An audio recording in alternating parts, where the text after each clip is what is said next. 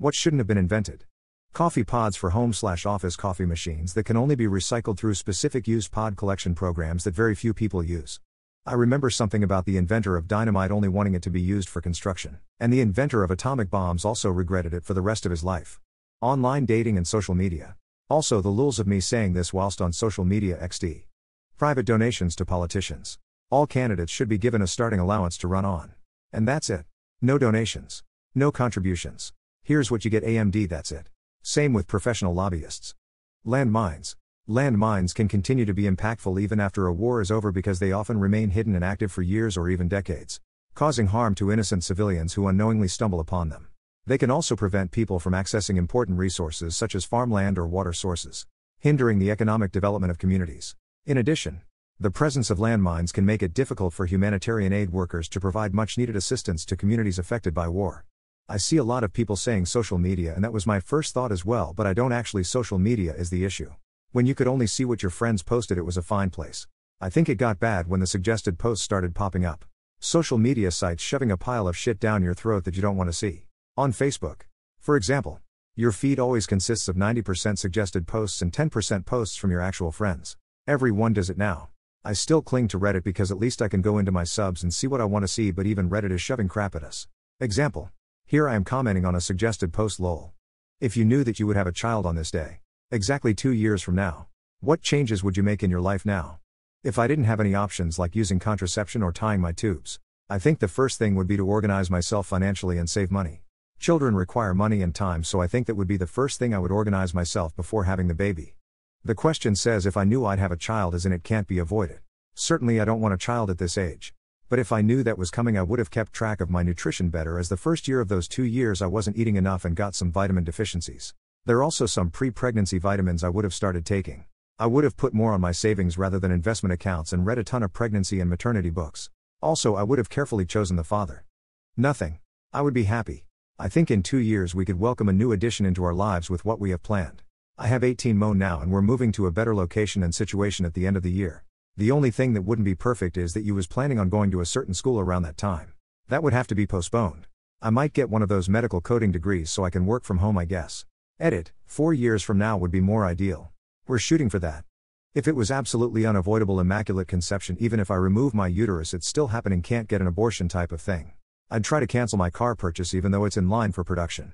I'd stop dreaming of law school because with the energy levels I have, that would be impossible until the kid was a teenager. I'd start working a second job now and save every penny. I'd accept that my job, which I thought was great for now but not forever, is going to be the only thing I'll be able to do for a long while. Day else Google rather than ask? I can definitely relate to that though. Especially like if we're both in front of a computer. If I'm busy doing work, why can't you Google it yourself then? If I'm out and about, or in a conversation, I would ask the other person, even in a classroom setting. But if I am at home alone, I just on a bus, and I have a random question pop in my head, I'm just gonna Google it. I always Google first. I only ask if I know the person actually has better knowledge to explain it to me than what I would find in Google. For example, I ask my mom a lot of stuff even when I can kinda Google it. But she explains it better. I Google everything. I am roommates with my mom she's in her upper 60s she asks me dozens of easily answerable questions each day. Some are Google worthy some she could easily solve by doing the slightest amount of investigation around the house. I hate having to answer a million dumb questions each day. I'm available for chatting actual conversation, but do not try to make me do all your thinking for you. That's the worst way to be. Emo. She can barely do anything without asking someone a question about it first. I would rather die than be that helpless. I'm an introvert and I always Google, but my reasoning behind it isn't that I feel uncomfortable to ask. If it's a common easy question, why bother other people by asking? Google is free and I'm self-sufficient. I'd rather Google and research. Even if I'm gonna buy something and need suggestions, I look up reviews on that product. Compare. Find online community where they already talked about that product, and if I'm satisfied I make my decision. If I still have a really specific thing to know, then I'd ask. But I actually like answering questions but not asking them. Are people nicer to you when you lose weight? Nicer when you lose weight, yes. But generally more respect is given automatically once you look like you lift, especially from other men. I know I've gotten jobs because the interviewing guy was shocked that a jack guy knows IT, and they usually have the old boys club mentality. Kinda toxic, but I won't complain if it gets me a job. I think appearance matters as far as first impressions. But there are a lot of big guys out there who are really good to the people around them. Have personality and a sense of humor. And have plenty of healthy relationships. All else being equal though, A fit person is generally happier and more readily engaged by other people than a severely overweight person who is openly suffering the effects. From my experience. Yes and no. I've gotten comments from acquaintances and family members about how much weight I've lost. Though that more congratulations rather than being treated better.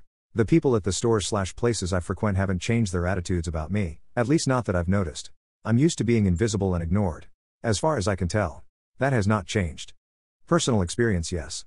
They do, and it's crazy how much of a difference it makes. I yo-yo between obese and bulky/stocky. I'm lucky enough to be tall enough, 182 centimeters. Have thick arms. A wide chest and big shoulders, used to play rugby for a long time. When I'm fat, people pretty much ignore me or they just look at me as the happy-go-lucky human-sized teddy bear. When I'm fit, I get women I don't even know eyeing me all the time. While my female friends make openly sexual comments or even flirt a little. It would motivate me to be fit more often, but I love pizza too much.